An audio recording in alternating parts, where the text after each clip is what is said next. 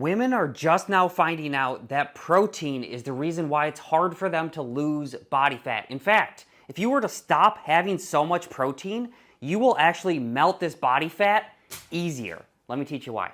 Why do so many health experts recommend a high protein diet when you're trying to lose body fat? Because it works. Protein is going to be the best way for you to maintain lean mass, which for women especially is incredibly important. And protein is also going to help you manage your satiety. So that's why people are recommending that you consume protein whenever you're trying to lose fat. It is almost impossible to hit those protein requirements and reach a calorie deficit without taking supplements. But unless you are giving someone a caloric restriction that is unsustainable and incredibly detrimental to their health, there is no reason why the person shouldn't be able to meet the minimum amount of protein.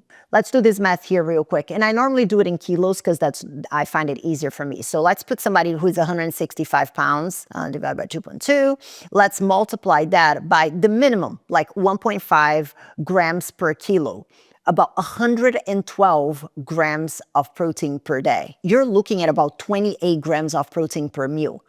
That is not something that is unsustainable. And that alone is 28 times 4 times 4. It's 448 calories from protein. So unless you're putting someone to eat 500 calories or something stupid, it shouldn't be something that is impossible to do. Why would you take supplements when you can get all the nutrients you need from natural whole food sources? Whole food sources, as he points to an egg, which is protein.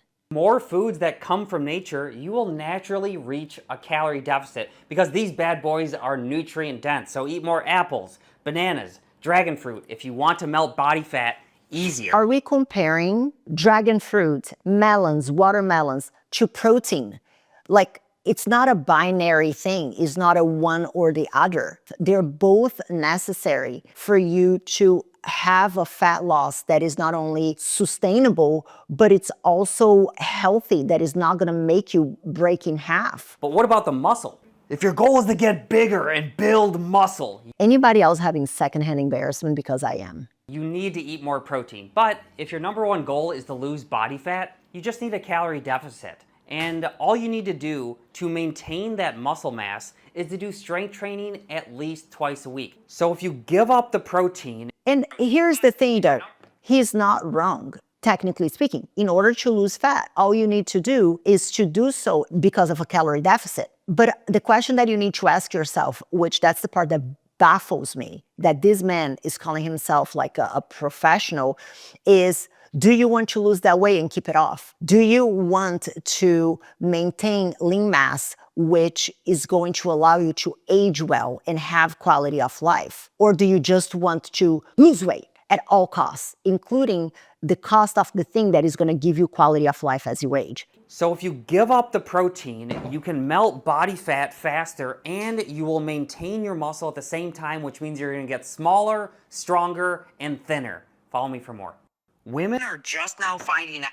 The rage, this is so much misinformation. And the problem with that is that whenever you go to the comments, everybody's saying the same thing. Bullshit. Now I'm confused. What should I do then? We are living in an era that people are more worried about eyeballs than actually helping people with the information that you're giving. And listen, I get that's the game of social media. I'm in it too, but I'm never gonna do that at the cost of wrong information that can be detrimental to the people that trust me with advice.